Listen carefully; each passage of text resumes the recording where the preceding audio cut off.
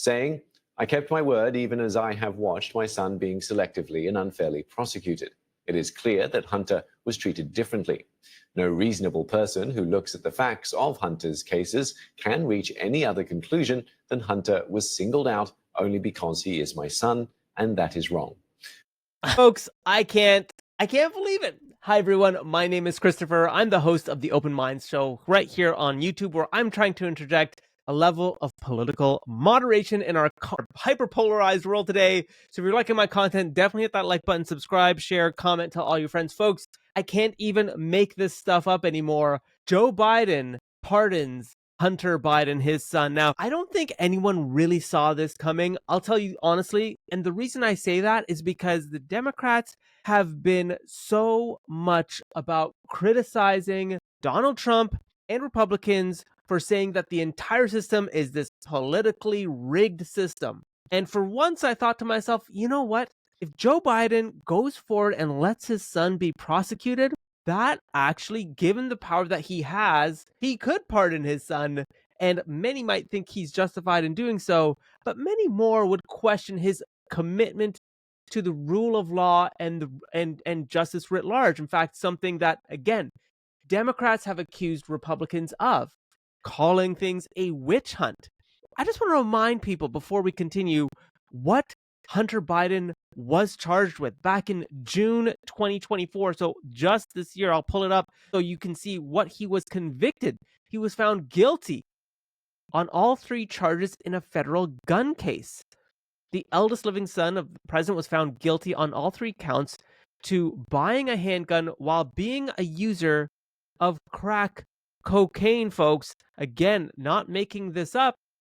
Hunter said that in 2018, Hunter Biden purchased a firearm and during the process falsely stated on a federal form that he was not using illegal drugs despite struggling with addiction at the time. So illegal possession of a firearm. He was convicted on 3 felony counts related to this incident, facing a potential maximum sentence of 25 years in prison. Well, Hunter Biden failed to pay over $1.4 million in federal taxes on income, exceeding $7 million between 2016 and 2019. This actually combined poses a sentence of up to 17 years. And this is also very important, that we recognize that Hunter Biden had some very serious charges against him. And I know there's the whole laptop thing that some is still intense scrutiny on. Maybe that deserves its own video. But I just want to share with you something that really caught the eye of many Democrats many years ago when Trump was in office. And I'll just share this with you. One very decisively, and so they sent it into New York. And you know what's going on in New York. Everyone's leaving. It's turned out to be a hellhole. And they better do something about it because people are leaving New York. But this is a political witch hunt.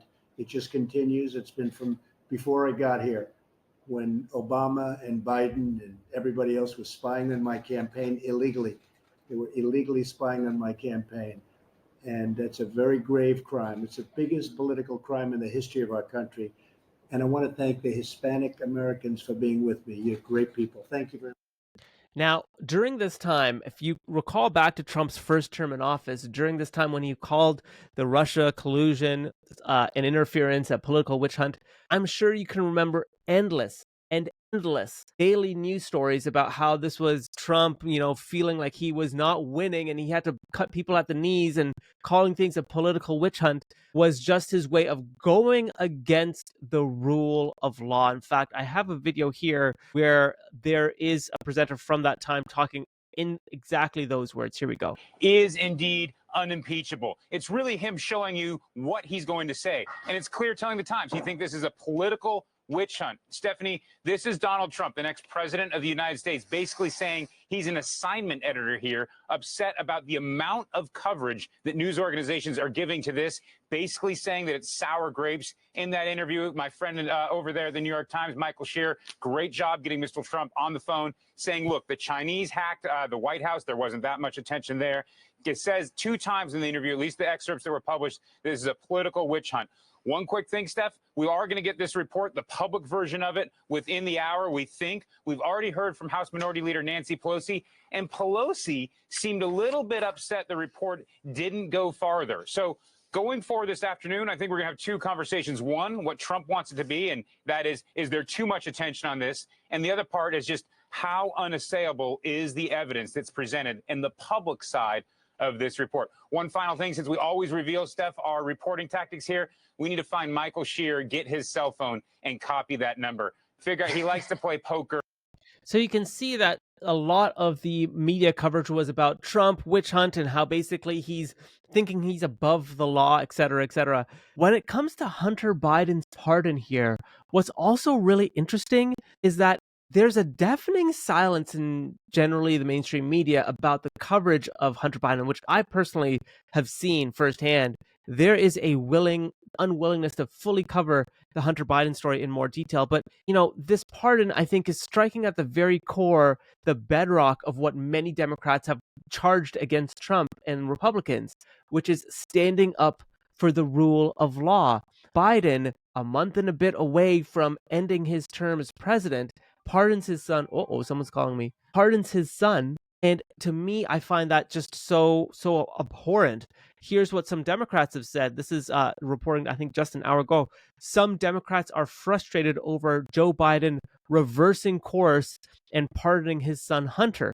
He believes in the justice system, but he also believes that politics infected the process and led to a miscarriage of justice. This is exactly what Biden thinks. But Colorado Governor Jared Polis says this is a bad precedent that could be abused by later presidents and will sadly tarnish his reputation. When you become president, your role is pater familias of the nation. Hunter brought the legal trouble he faced on himself, and one can sympathize with his struggles while also acknowledging that no one is above the law, not a president and not a president's son. Representative Greg Stanton, Democrat from Arizona, said this wasn't a politically motivated prosecution. Hunter committed felonies and was convicted by a jury of his peers. Perhaps the most striking statement so far from Democrats. So far, the reason why, again, because they really do try to, or at least strive to, uphold the rule of law. This is, I think, for some Democrats, this is probably going to cause more problems, specifically when it comes to Trump's inauguration and the January 6th, those that were charged on January 6th. Because if we truly do believe now that this is not the rule of law, that this is in fact politically motivated, is Trump within his right to pardon those that have been charged on January 6th? How could possibly the Democrats pose an argument against that? Now, I'm not trying to equate the president's son to people who stormed the Capitol or some people who stormed the Capitol and committed felonies as a result of that. But to a Democrat's point, there is a precedent here that the Democrats have set with Biden leaving. Now, again, the other thing I want to say about this, and this is me putting my tinfoil hat on, so bear with me, folks. Joe Biden has been on the Hill for 50 years? For a very long time. He knows the game. Joe Biden knows the game. I remember reading a report that he's actually the bipartisan chief. He's passed more bipartisan bills than any other president in the history of the United States, I believe. Someone correct me if I'm wrong on that. That said, he knows what makes news and what doesn't. He knows he's a month and a half out, and he knows that this is it. This is Joe Biden's last hurrah as president of the United States. And as a Democrat, he may just step away from politics altogether after this. And I think, again, tinfoil hat, but if you think for a second that Joe Biden feels that he was being forced out of the Democratic Party after his debate performance in July, cast your mind back to that point where he had that horrible debate performance, and there was still that suspicion of what's going to happen in the days and weeks after. I remember reading that there was a really tense phone call that Joe Biden had, teleconference, with other Democrats, and that led to a lot of issues. And I think that was really telling. In fact, here it is. Joe Biden holds a tense teleconference with group of House Democrats over concerns he can't win. This is back in July. And so House Democrat called on told ABC that Biden was not prepared for questions, that he gave, quote, rambling responses. Biden's mental fitness and if his age is a national security risk. The conversation became personal when Biden mentioned Crow's Bronze Star and attempted to bring up his son, Beau. Two sources described Biden's exchange with the former Army Ranger as incoherent and unintelligible. One member suggested to ABC News that members on the call were left aghast after this particular exchange, with members shaking their heads, some with their hands on their faces in apparent shock. You saw what happened recently in terms of the meeting we had with NATO. I put NATO together. Name me a foreign leader. So here's Joe Biden digging in July when all the walls of the Democratic Party are like folding in on him. And he's saying, how dare you do this to me? I'm the one who brought you to the dance. I'm the one who beat Donald Trump. I put NATO together. I did everything you told me to do. I put Kamala on the ticket. I rode the middle lane as you told me to do. And now at this moment, you're going to kick me out.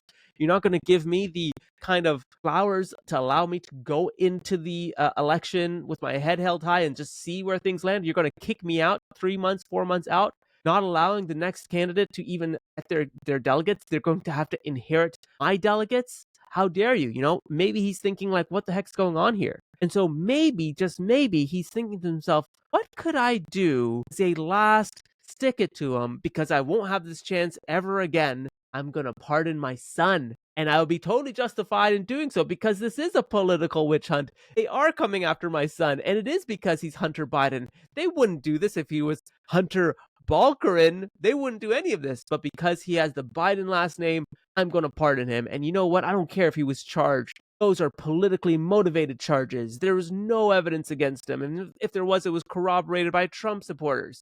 And I'm going to stick it to him. But really what I'm going to do is I'm sticking it to the Democrats. I'm going to show to them that as president, I can pardon people. That they say that they're all about rule of law. Well, guess what I'm going to do? I'm going to go above the law.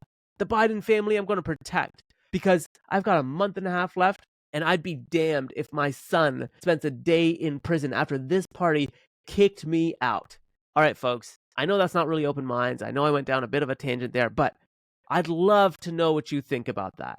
Let me know what you think about that in the comment section below because I would be curious. A friend of mine always says, truth is stranger than fiction. And I think in this case, there's a lot more to this story. Let me know what you think in the comment section below.